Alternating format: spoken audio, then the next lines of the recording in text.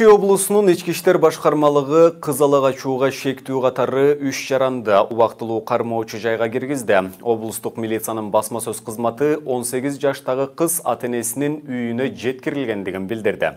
Расмий маалыматка ылайык, Жайыл райондук ички иштер бөлүмүнө 11 апрелде Кара Дөбө айылынын тургуну кызын бейтааныш адамдар ала качкандыгын айтып кайрылган.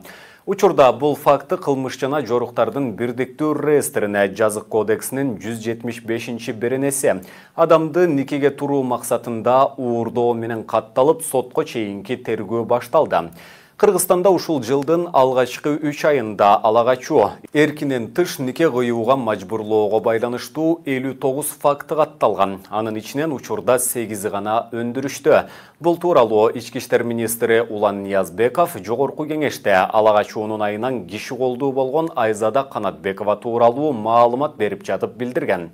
Ал кыскартылган иштерге экинчи тараптын тосмо арызы негиз болгонун кабарлаган.